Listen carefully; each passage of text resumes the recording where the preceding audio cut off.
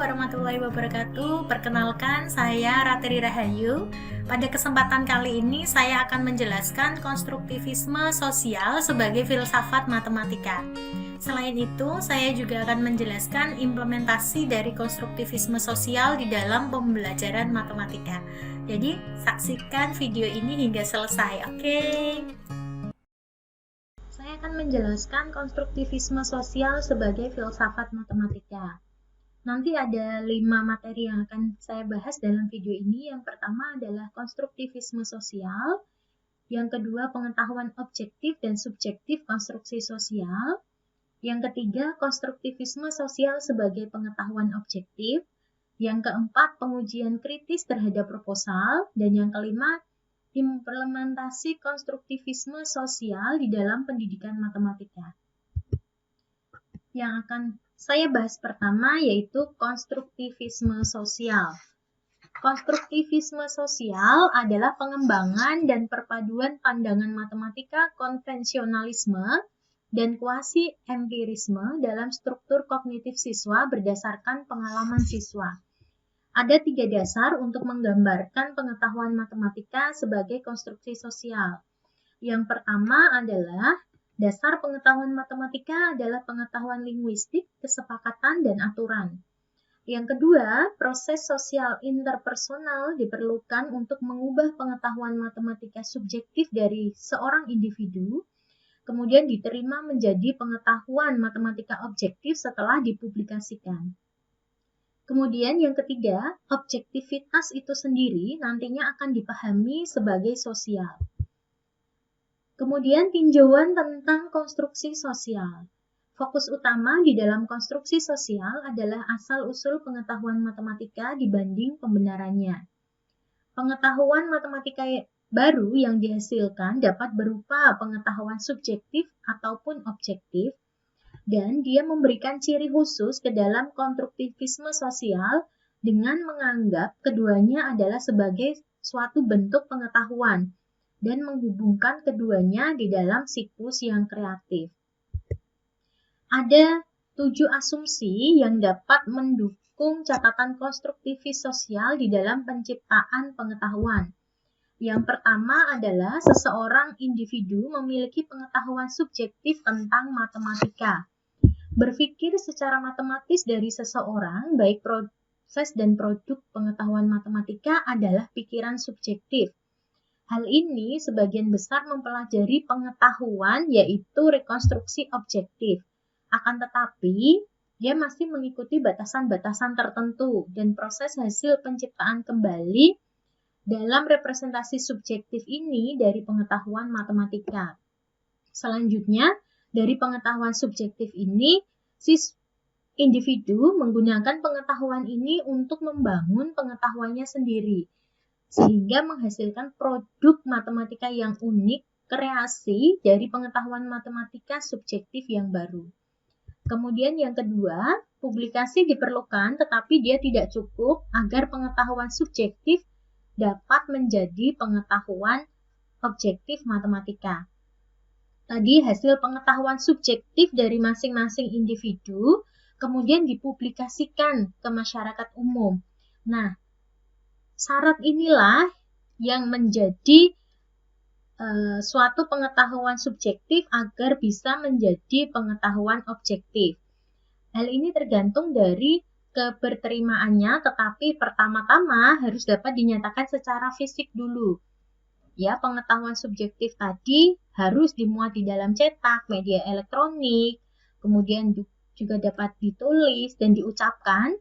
Kemudian di sini pemahaman atau pengetahuan dipahami tidak hanya meliputi pernyataan, tetapi pembenaran mereka biasanya terdapat bukti secara informal. Kemudian yang ketiga, melalui penerbitan heuristik Lakatos, pengetahuan menjadi pengetahuan objektif matematika. Matematika terpublikasi adalah subjek untuk dicermat dan dikritik oleh orang lain mengikuti heuristik Lakatos, yang mana hasil reformulasi dan penerimaan sebagai pengetahuan objektif matematika, misalnya itu diterima secara sosial. Jadi hasil pemikiran subjektif kemudian dipublikasi dan diterima oleh sosial. Nah, maka penerapan yang sukses dari heuristik ini akan menjadikan pengetahuan matematika tersebut sebagai pengetahuan matematika objektif, meskipun masih menyisakan tantangan-tantangan yang terbuka tentunya. Kemudian yang keempat adalah heuristik ini tergantung pada kriteria objektif. Nah, selama mempelajari asal-usul pengetahuan matematika, kriteria objektif memainkan peranan yang penting. Nah, kriteria ini tidak hanya sebagai penemuan pengetahuan saja, tetapi harus dapat dipahami secara filosofis, jadi bukan secara histori. Kriteria ini digunakan di dalam tinjauan kritis terhadap pengetahuan matematika dan termasuk berbagi inferensi gagasan yang valid dan asumsi metodologis dasar yang lain. Asumsi yang kelima yaitu kriteria objektif untuk mengkritik pengetahuan matematika yang terpublikasi didasarkan pada pengetahuan objektif bahasa, seperti matematika. Kriteria tergantung pada besar dan luas pengetahuan matematika yang dimiliki, tetapi pada akhirnya dia berhenti pada pengetahuan bahasa bersama, yaitu konvensi linguistik. Jadi, pengetahuan ini dapat secara sosial diterima dan karena dapat diterima tadi, dia menjadi objektif. Dengan demikian, pengetahuan matematika yang terpublikasi maupun yang konvensi atau yang memiliki kesepakatan linguistik di mana pembenaran berada adalah pengetahuan objektif. Yang keenam, yaitu pengetahuan subjektif matematika yang diinternalisasikan secara luas akan merekonstruksi pengetahuan objektif. Tahap utama dalam siklus penciptaan matematika adalah internalisasi, yaitu representasi subjektif dari dalam, dari matematika objektif dan pengetahuan linguistik. Melalui pembelajaran bahasa dan representasi inti matematika dari pengetahuan ini, termasuk aturan yang terkait, batasan, dan kriteria yang dibangun. Hal ini membolehkan baik penciptaan matematika subjektif maupun partisipasi dalam proses mengkritisi dan mereformulasikan, yaitu secara publik mengenai pengetahuan matematis. Yang ketujuh yaitu kontribusi individu dapat menambahkan, melakukan restrukturasi atau reproduksi pengetahuan matematika. Jadi, berdasarkan pengetahuan subjektif matematika, maka secara individu, dia dapat berkontribusi ke dalam wadah pengetahuan objektif. Jadi, individu tadi dapat menambah, kemudian melakukan restrukturasi, kemudian juga dapat mereproduksi pengetahuan matematika yang sudah ada.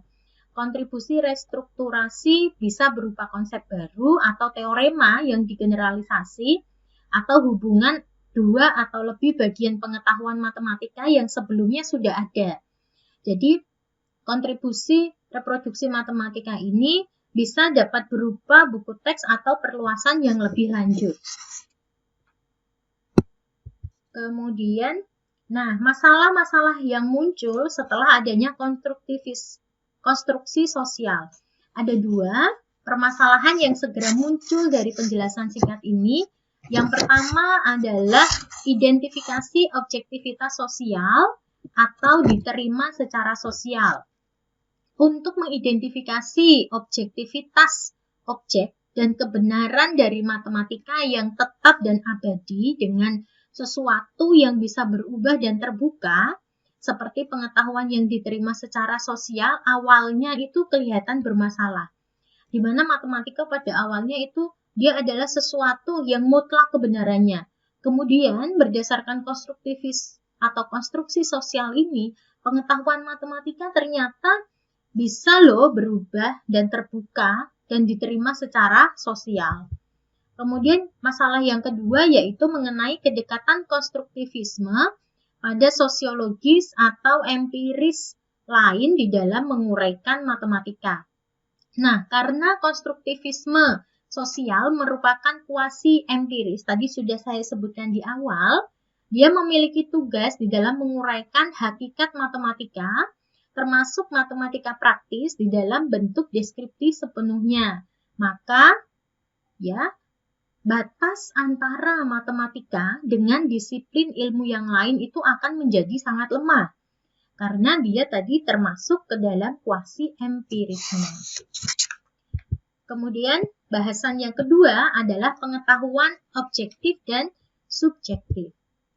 Hakikat pengetahuan objektif dan subjektif. Nah, yang pertama kita bahas adalah pengetahuan subjektif. Pengetahuan subjektif adalah pengalaman sadar seorang individu terhadap dunia. Dia merupakan pikiran secara matematis dari seseorang.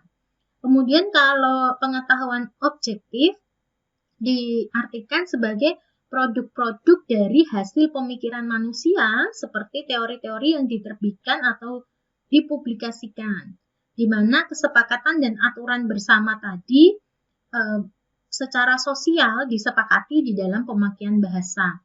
Ini ada gambar contoh dari pengetahuan subjektif dan pengetahuan objektif. Jadi dari masing-masing individu ini melihat suatu pohon. Ada anak A, dia melihatnya sebagai pohon. Kemudian anak B, dia melihatnya sebagai buah. Dan anak C, ini melihatnya sebagai uang. Nah, dari masing-masing individu ini, dia memiliki pengetahuan subjektif dari masing-masing individunya. Kemudian mereka melakukan diskusi, kemudian mempublikasikan hasil pemikiran mereka sehingga secara objektif, secara realita akan disepakati bahwa ini loh gambar ini adalah suatu pohon. Jadi itu adalah hasil dari objektif realitinya. Kemudian bahasan berikutnya yaitu mengenai peranan pengetahuan objektif di dalam matematika. Matematika yang terpublikasi yaitu matematika yang dapat dinyatakan secara simbolis di dalam wilayah publik. Dia memiliki potensi untuk menjadi pengetahuan objektif.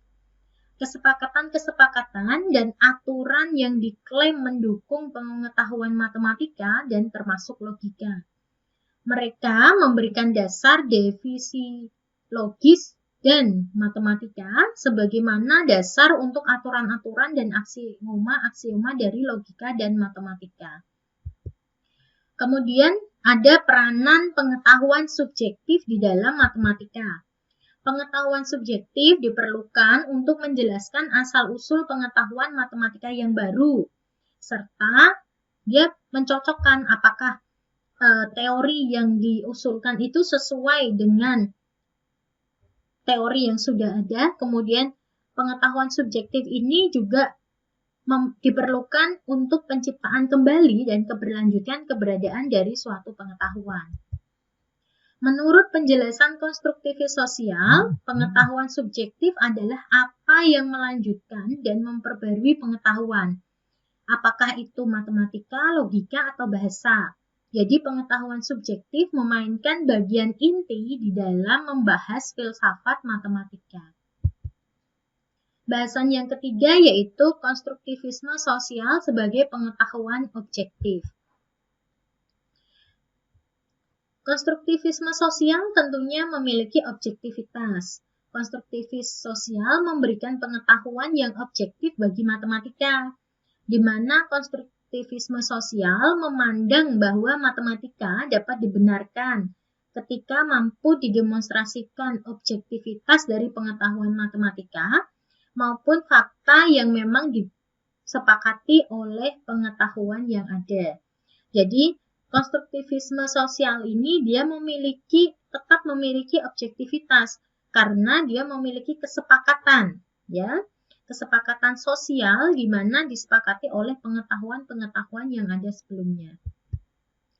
Kemudian objektivitas di dalam matematika, di sini validitas menjadi asumsi pokok di dalam konstruktivisme sosial.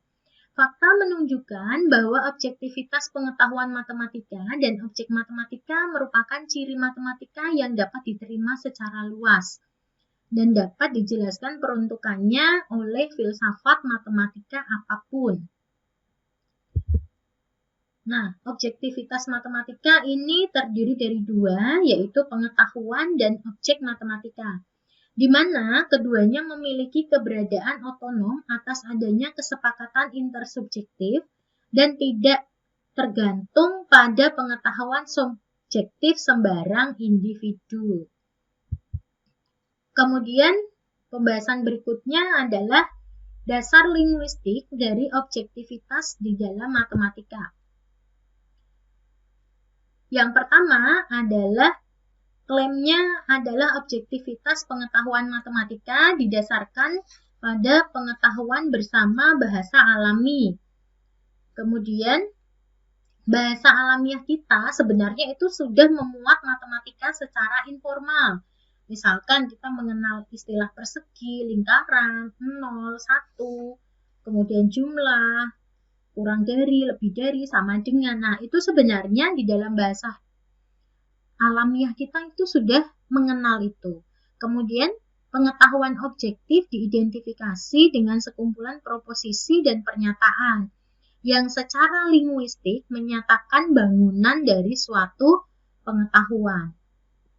Kemudian, bahasa alami bahkan jadi bahasa matematika informal, di mana bahasa alami ini kaya dengan aturan implisit, makna, dan konvensi. Misalkan Anda ditanya mengenai apa sih bunyi dari tepukan satu tangan. Ini kita punya dua tangan ya. Biasanya kan kalau kita mau tepuk tangan itu pakai dua tangan. Nah, kalau bunyi tepukan dua tangan kan bisa.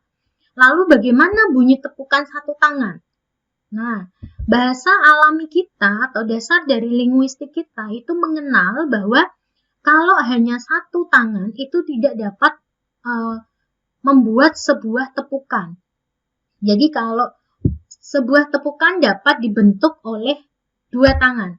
Nah, lalu apakah jika satu tangan ini adalah setengah dari dua tangan kita, maka apakah bunyi tepukan dari satu tangan adalah setengah dari bunyi tepukan dua tangan?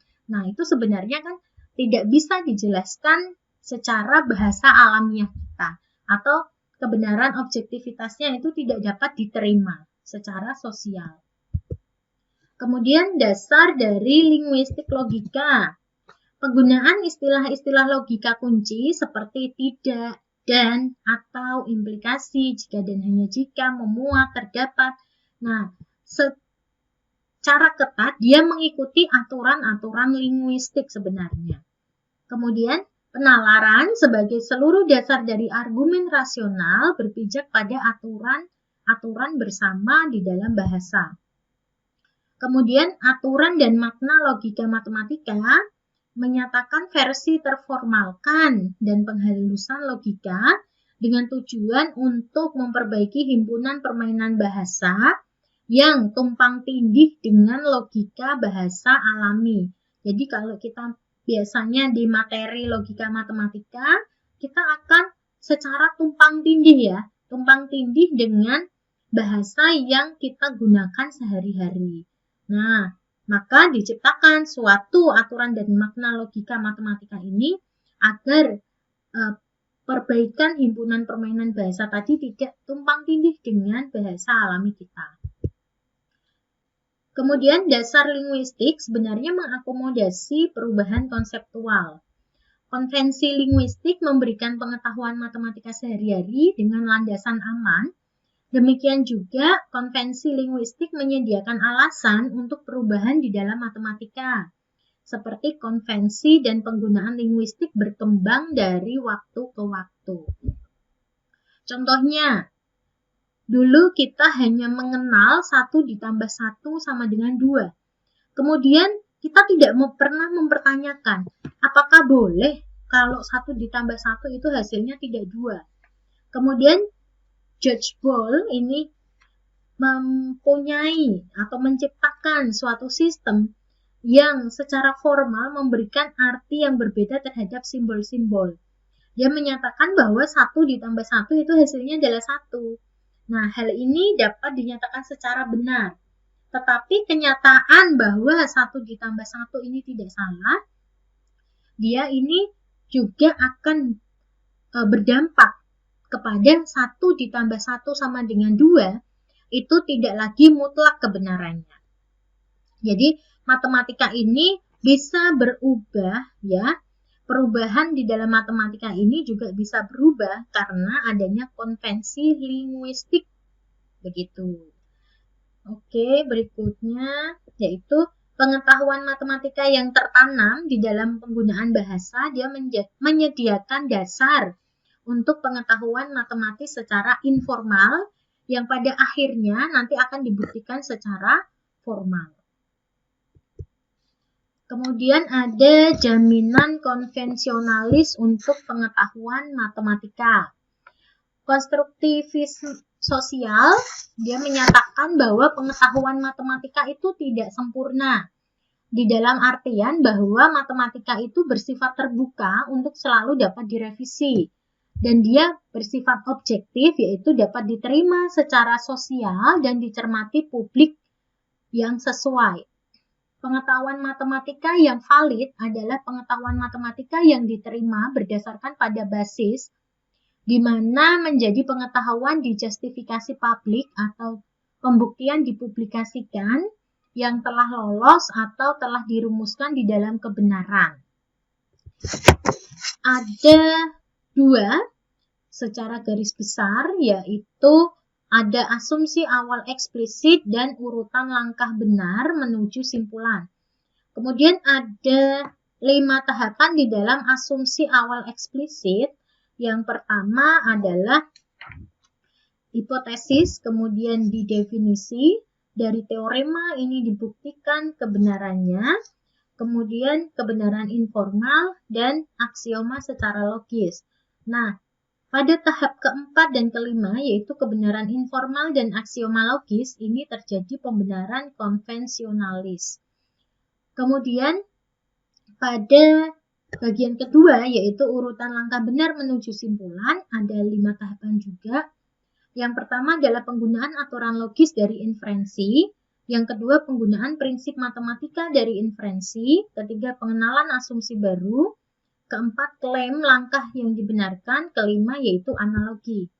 Pada tahap 1 dan 2, ini akan dipertimbangkan mengenai jaminan konvensionalisnya. Kemudian pada tahap 4 dan 5, dia akan diverifikasi.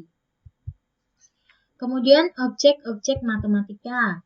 Tujuan dari definisi matematika dan kebenaran menentukan aturan-aturan dan menentukan properti objek matematika.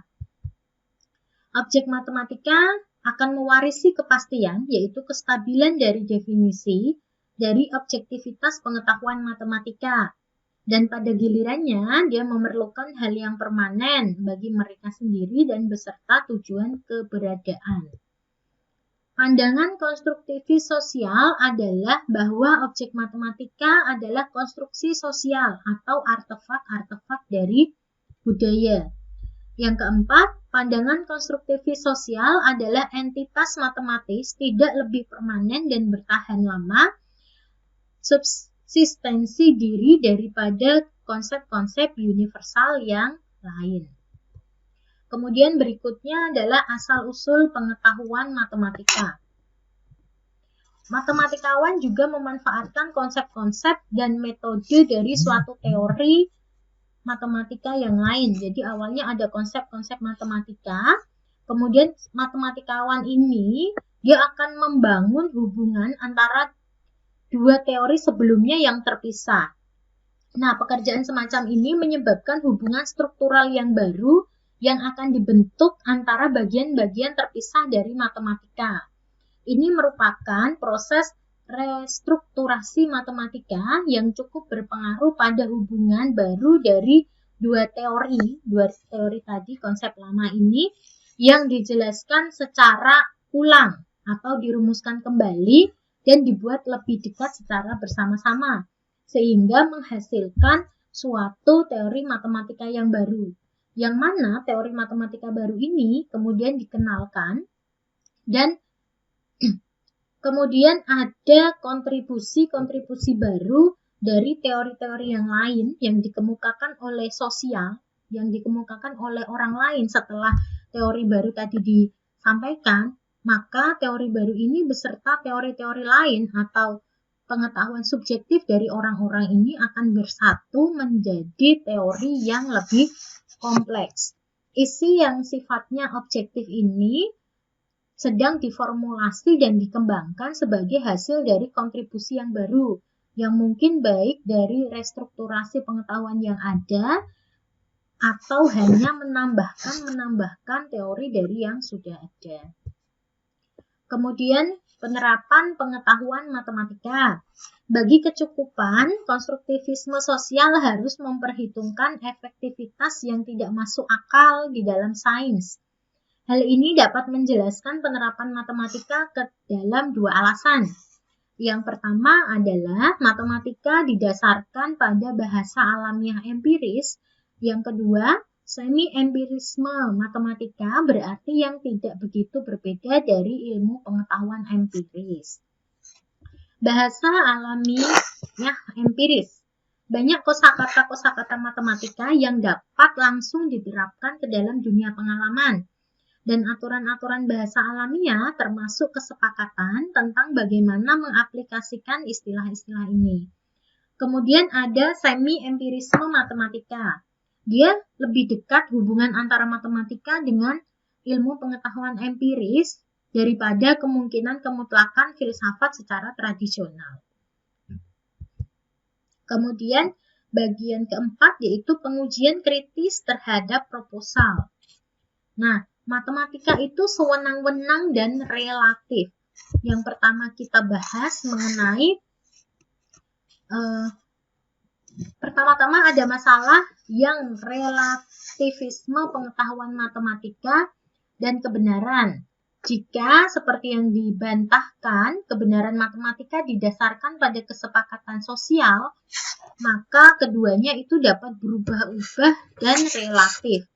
Dikatakan berubah-ubah karena dia berpijak pada keyakinan yang berubah-ubah, kepada praktek dan kepada kesepakatan.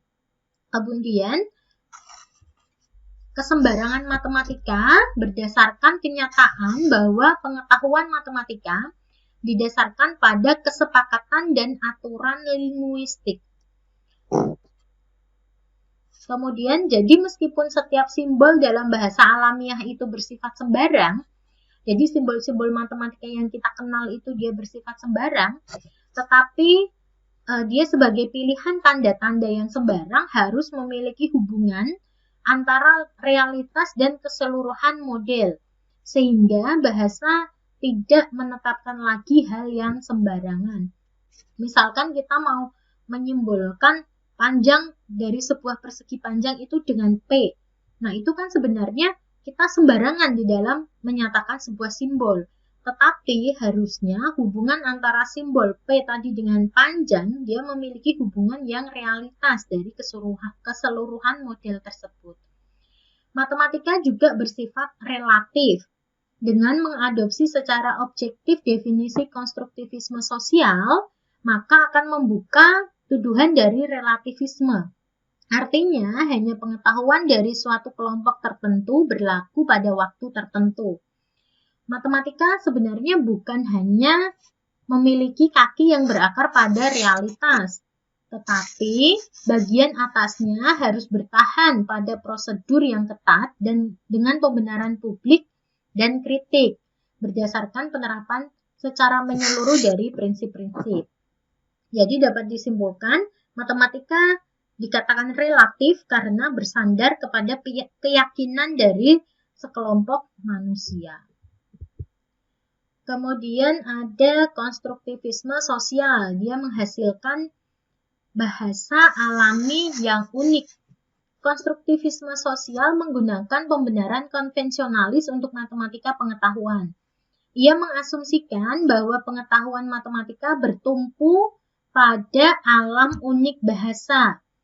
Nah, ini akan bertentangan kepada fakta di mana ada lebih dari 700 bahasa alami yang diketahui di dunia ini, ya.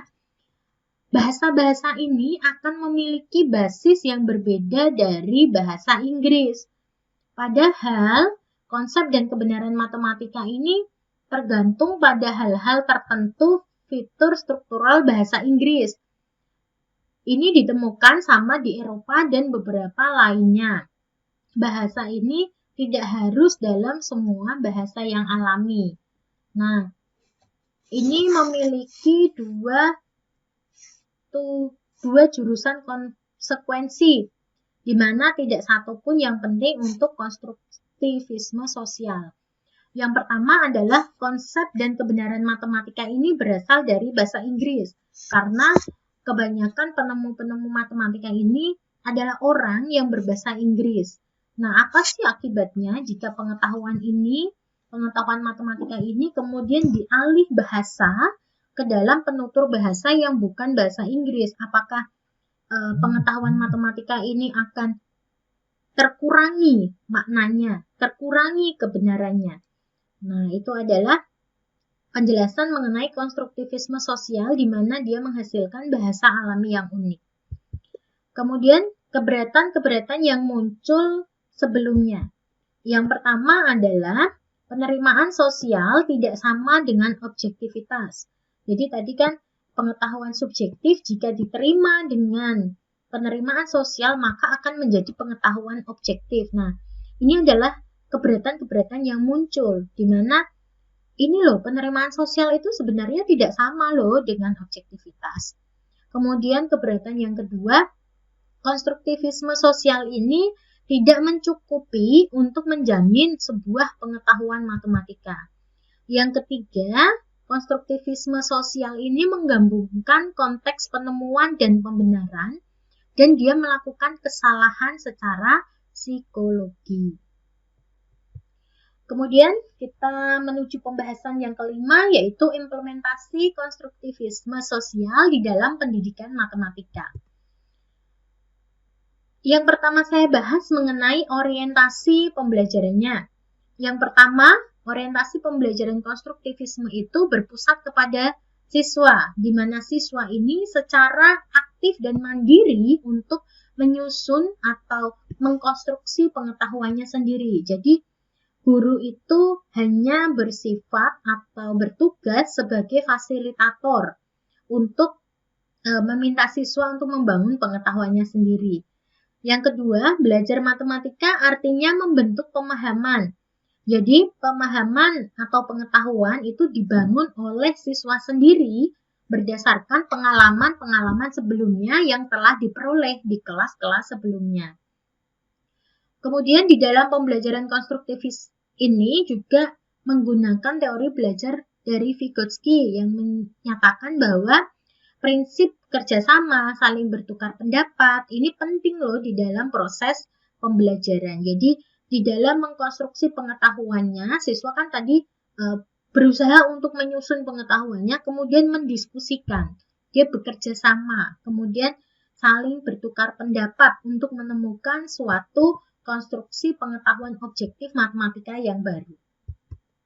Kemudian yang kedua ada contoh pembelajaran konstruktivisme. Misalkan saya mau mengajar mengenai aturan dari sinus. Saya ingin menanyakan kepada siswa terlebih dulu. Nah, mengapa A ditambah B dikali 2 sama dengan A dikali 2 ditambah dengan B dikali 2? Mungkin sebagian besar anak akan menjawab, Bu, itu dari aturan distributif penjumlahan, di mana kalau A ditambah B dikali 2 itu sama dengan 2 dikali A ditambah dengan B. Ini anak-anak sudah punya konsep ini ya sebelumnya. Kemudian akan ditanyakan, dari mana sih kamu memperoleh pendapat itu? Bisa dijawab, oh ini loh, dulu ketika saya masih SMP, saya pernah belajar itu, Bu. Nah, ini kita berusaha sebagai guru, berusaha untuk menggali pengetahuan-pengetahuan yang dimiliki oleh siswa sebelumnya. Kemudian kita coba memberikan kasus kepada siswa. Lalu apakah benar jika sin A ditambah B, nanti hasilnya adalah sin A ditambah dengan sin B? Nah, kita memiliki kasus seperti ini untuk dipecahkan oleh siswa. Apakah dia nanti pakai aturan distributif atau dia punya pemikiran yang lain? Oh, jangan-jangan ini tidak pakai sifat distributif. Atau jika dia merasa, oh ini boleh nih, aturan distributif digunakan untuk menjawab pertanyaan ini. Nah, contohnya seperti itu. Jadi kita menggali siswa untuk dapat secara mandiri untuk mengkonstruksi pengetahuan matematika yang baru dari pengetahuan-pengetahuan yang lama yang telah diperolehnya. Kemudian ada tahapan di dalam pembelajaran konstruktivisme. Yang pertama adalah apersepsi, di mana guru mengingatkan kembali mengenai materi-materi sebelumnya. Pengetahuan objektif atau materi sebelumnya itu direpresentasikan siswa dengan memperluas informasi sehingga terjadi rekonstruksi konsepsi awal. Jadi pengetahuan objektif yang sudah diperoleh sebelumnya ini akan diperluas oleh siswa. Kemudian tahap berikutnya yaitu eksplorasi. Nah, dari konsepsi awal hasil rekonstruksi pengetahuan objektif tadi, siswa secara individu akan menghasilkan pengetahuan subjektif. Dia akan memiliki pemikiran sendiri pada masing-masing individu. Kemudian ada tahap diskusi, di mana siswa ini berdiskusi di dalam kelompok, dia menyatakan pengetahuan-pengetahuan subjektif yang dikonstruksi tadi. Nah, tujuan dari diskusi ini adalah untuk menemukan dan membangun pemahaman, dan guru di sini bertugas sebagai fasilitator. Kemudian, nah di sini pada tahap pengembangan dan aplikasi, siswa melakukan presentasi dan guru itu memberikan penguatan, di mana hasilnya adalah diperoleh pengetahuan yang baru dari siswa. Jadi, hasil diskusi dari masing-masing individu tadi yang memiliki pengetahuan subjektif, kemudian secara bersama-sama akan ditarik atau diperoleh pengetahuan baru yang berlaku secara objektif. Kemudian kelebihan dari pembelajaran konstruktivisme ini yang pertama adalah mampu meningkatkan prestasi, motivasi, dan aktualisasi diri dari dalam diri siswa ya. Kemudian juga dapat mengurangi miskonsepsi karena dia yang bertugas, siswa sendiri yang bertugas untuk mengkonstruksi pengetahuan diri mereka sendiri. Kemudian yang ketiga, kelebihan dari konstruktivisme sosial ini yaitu meningkatkan aktivitas siswa.